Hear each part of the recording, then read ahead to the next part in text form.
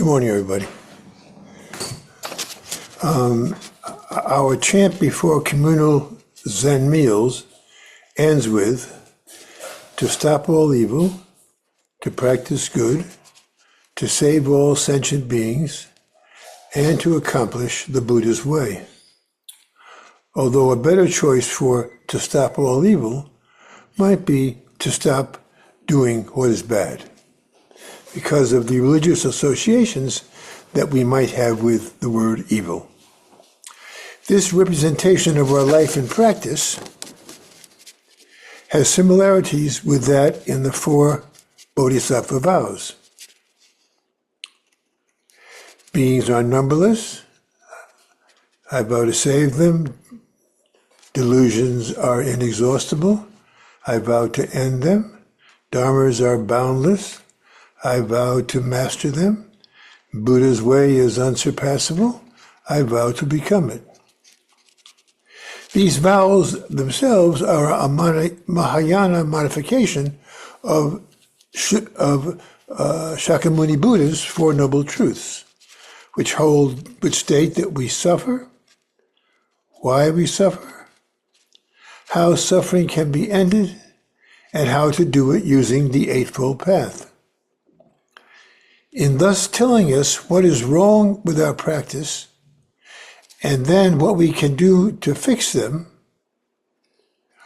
all of these texts go from describing what is negative to what is positive. Putting together what is negative about our life, this group becomes, again I'm going to repeat here, to stop all evil. Beings are numberless, I vow to save them. Delusions are inexhaustible, I vow to end them. And that we suffer and why we suffer. Those are the negative sides of our practice.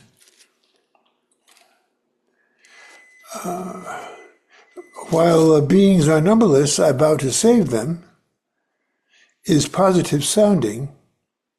It is negative when applied to the people who are in need of help. Moreover, the vow following this, delusions are inexhaustible, I vow to end them, is clearly not positive, in that delusions must be gotten rid of before we can recognize our Buddha nature. 3 reasons are given for why we suffer. The first is that nothing, including ourselves, can be said to permanently exist, as everything is always changing. Another is that we nevertheless believe in our own self, despite it being unsubstantiated. A third is that this false self is vitalized by our openly living with delusions. We want the things that we want, but not the things that we don't want or don't care about. And so on and on we suffer, especially at times when not having what we like, or from having to live with what we dislike or are indifferent to. The change from a negative attitude to a positive one can happen suddenly. We have continued to practice for some time, probably unaware of anything noticeably occurring because of our practice. Then one day we have a feeling of a weight having been lifted off us. While this will last for only a few days, for that short time, we can feel released from the demands of self. Nothing else has changed except that we somehow know that we are basically good. Though soon this experience is but a memory, it is one of being actually free of self-conceptions. However, any attachment to it to this memory would be proof of our no longer being free. Nonetheless, we can now believe that self-nature is real without having to rely on what we have heard of or read about before. Of course, there is no technique in Soto Zen for getting this experience to reoccur, and any thought that there could be would guarantee that there won't be. Enlightenment must happen on its own. Thinking in itself always gets in the way. What is most necessary for us is to continue to sit. Notice that only during Zazen have we not been paying attention to our thoughts, but just letting them be. Even though we will go on continuing to practice as we always have, the positive aspects of our practice begin from here. Even if we have never been aware of having had an experience like the one described above. From the meal chant, this positivity is represented by to practice good, to save all sentient beings, and to accomplish the Buddha's way. Once we don't feel compelled to think about ourselves, our practice becomes good in that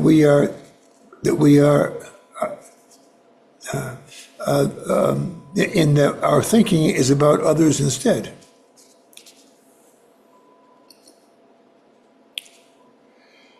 And we are left with a space in ourselves to be able to help people. However, although we finally must be free of everything, finally, we also must be free of everything, including others. By not differentiating between them and ourselves, which is to accomplish the Buddha way. The positive side of the Bodhisattva's 4 vows are: Dharmas are boundless, I vow to master them. The Buddha's way is unsurpassable, I vow to become it. When directly translated from Chinese or Japanese, dharmas is actually Dharma gates, which may refer to the Dharani, the 85,000 ways to enter complete enlightenment.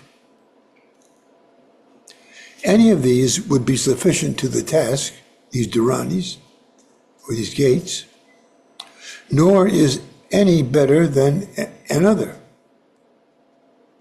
Indeed, trying to deal with several Dharanis would make the process take even longer.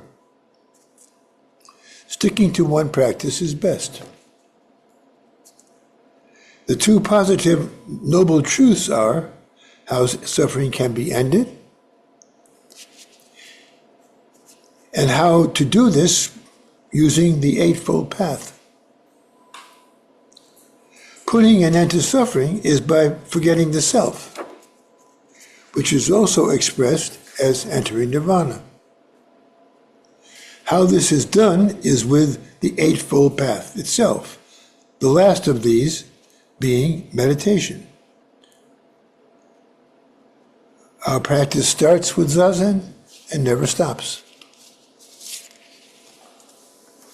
Okay, thank you. Here's Jane. I'll come closer to her. Here we go. Oh. Are you okay? You mashed my hand. Oh, mashed your hand. Oh, how'd that get? It's locking. It's okay. Okay, we've survived. Here we go. Yeah. Okay. Any questions or comments? Can we pull it in a little Okay, bit yeah, Mike? so I can see clearly? There. This is going to sound nitpicking, but why is the Bodhisattva vow of beings are numberless, I vow to save them.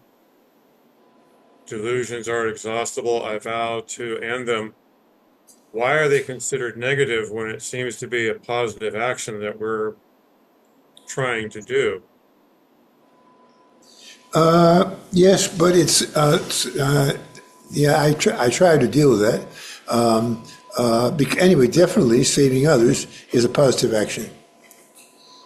So therefore, it should be on the positive side. But on the other hand, well, actually, what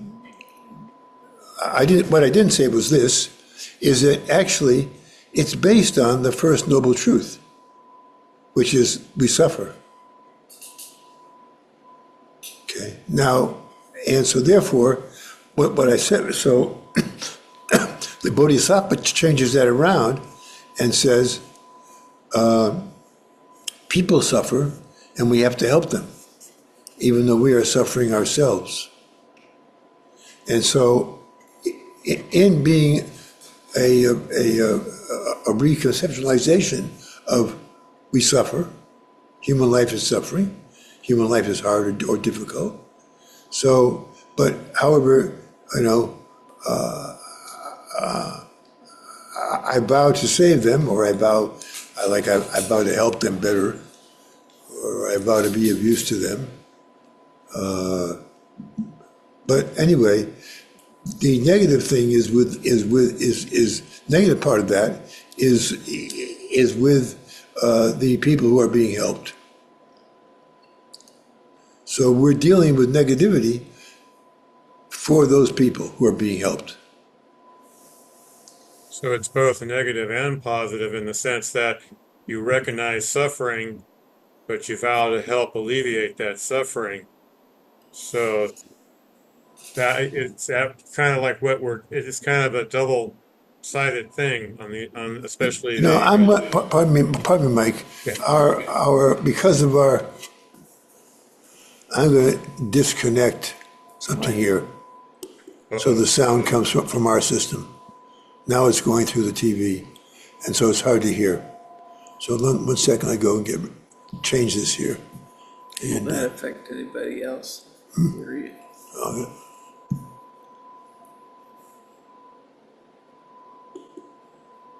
But you have something where you can turn yourself. okay, here we go. I'm not quite certain that that's going to help. Oh my goodness, that didn't work. All right, I got to give up. Maybe you got. Oh, anyway, you're all here still. Anyway, here we are. Here we are. You could also say that helping others is how we help ourselves, is helping our suffering. So it's a positive thing too. So it's both. It's positive, and you recognize suffering, and that could be considered negative. But the fact that you recognize it and want to alleviate it is a positive. So it's that's why I'm being nitpicking. It sounded like the four noble truths are all positive because we are vowing to do something good to alleviate suffering of ourselves and with other people. So that's why I was curious about that. Yeah. Yeah. Well, the second one, of course, is you. In fact, it's hard to deal with our delusions. And we say that we're going to extinguish them, but that takes quite a while, and that's the negative part also. Thank you. Okay. Anyone else? Anything else?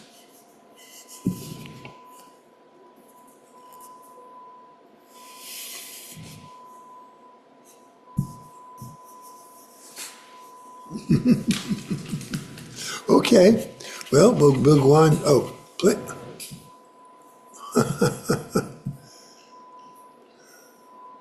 Oh, Chris is trying to set up my system for me. Set up. professional. Yeah. Because the faces are clear. That's good. Oh, Heckman has hand? Yes. Can you hear me okay? Yeah. Okay. When you talk about helping other people and suffering, it seems to me, and at least it has been my experience, that helping others um, allows me to go beyond my own suffering and to alleviate a lot of it, because the feelings one gets when one helps another, um, to me, it kind of like blossoms almost in like your whole chest.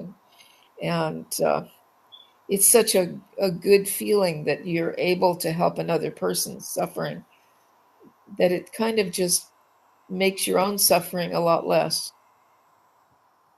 And I guess that's like you were talking about that before in other speeches. That's, to me, that's the side effect of compassion, of having the ability to see others suffering, that you get this positive energy from it. So it's like to me, it's a two-way thing. You're helping others, but at the same time, you're helping yourself, Um, and well, or the other is helping you. I think that's true. That's true, Sandy. But there is a problem, because if there's any part of your desire to help others, because you do have that effect. If someone, when we help others in the natural samsaric way of things, we actually want some payback generally. Now you're not talking about payback here, but anyway, it's supporting yourself, making you feel better. It has to do with you. That's of course only a small part. You're trying to help others, and by Right, doing it, you feel better yourself, and that's true. But it's a little bit suspicious, because self is involved there. You're right. you're getting something back. Yes, And if you desire to get something back, then you are actually a kind of but having the opposite effect of the one that you wanted. I don't really feel So like I have and a so desire to get something back, but it just seems to occur that way. yeah. Well, I agree. I agree.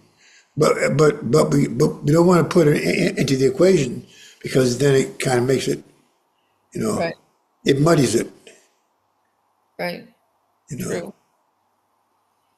so the idea of the bodhisattva, I mean, the bodhisattva says, I'm going to help. I'm going to help everyone until the only one person left to be helped is me, kind of thing. Uh, It's always taking care of others and never thinking of the self. oh, Yeah, and so, yes, Rachel. thank you, Peter.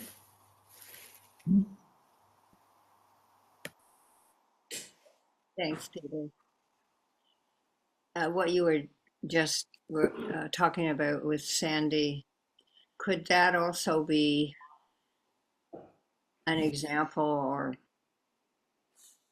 note of when a practice, I don't like to say matures or progresses because that makes it so linear, but nonetheless, when a practice progresses, that which you did initially, perhaps for a very long time, with mixed motives, which is, yes, you wanted to feel good because you like to feel good, but uh, substantially, you did also wish to help. And then at some point, you realize um, that you've neglected to notice that you feel good yourself. In Yeah. other words, you are doing what seems to be indicated or useful. In fact, you can find yourself feeling rather cranky about it. It's like having an obligation. Initially, you do it's the right thing, and then one day you realize you're not cranky anymore. It's just the it's what needs to be done next. Like the self has diminished until uh, I don't want to say motive, but the substantial energy for reaching out towards someone else is because that is what needs to be done. And what needs to be done helps someone. Yeah. Yeah. There's, let's, if we go back to Sandy's example, uh, there's helping others does make us feel better. You know, that's very, very true. But ultimately, you have no self to be made to feel better.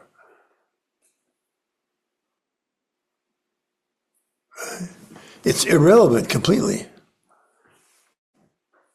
because you just could care less about feeling better. You just, whatever is good or bad, better or worse, not important. You just what's there is there, and you deal with that.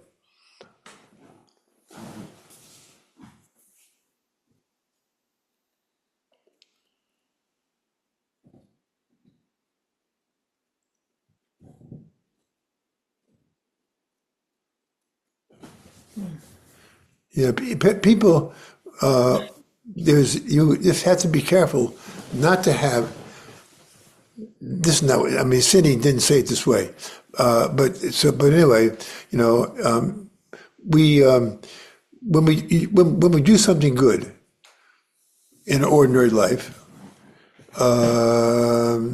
we kind of pat ourselves on the back. And if you're patting yourself on the back, then you are honoring the self. You're not honoring your self nature.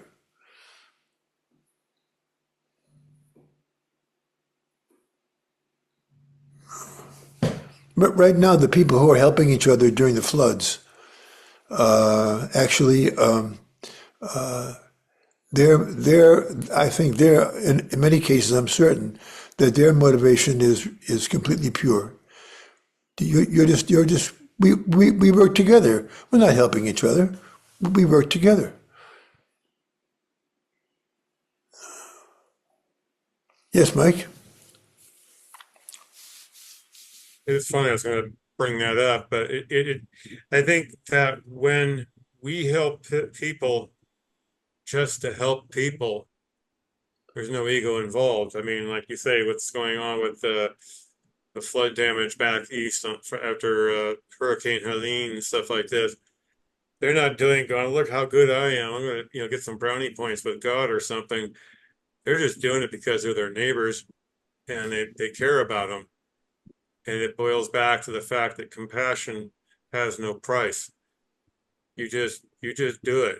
You don't gain anything from it, and you don't look for that gain. It's what you do.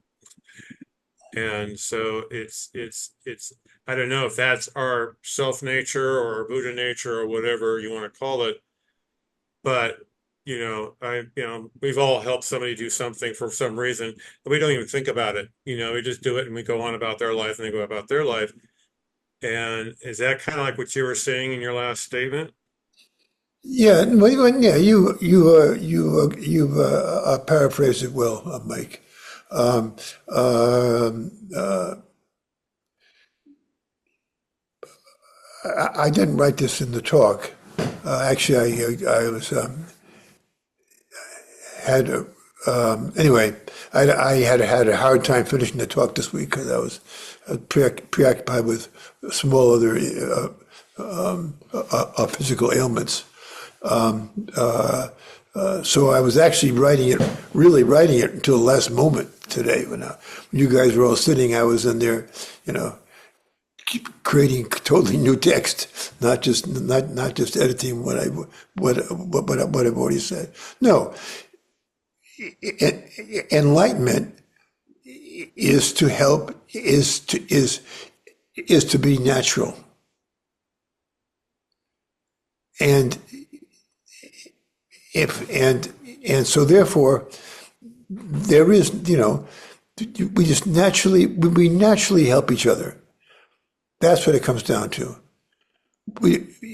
That's the bodhisattva who's trying to help people, as it were. Also has a slight bit of self left in that. But when you're just helping each other, I mean, we have a very good neighbor, Dave, who is always helping us. Not always, but if we ever needed help, he's always there to help us. He has no thought about us or anything else. It's something to be done. And so the ideal way of our living together, there's no Buddhas and there's no sentient beings. We're just all doing what naturally happens. We're helping each other, just like you see in the animals, all these TikToks and things about one species of animal helping another. They don't think about it, I'm sure.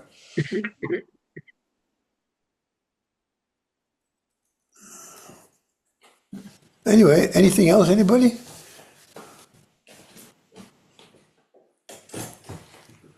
Okay, let me ask for this afternoon, who would like to have a Doksan with me this afternoon?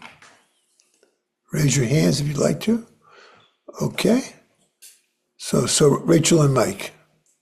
Okay, that's fine. Thank you. I'll contact you later. It'll be in the middle of the afternoon. Okay, thank you.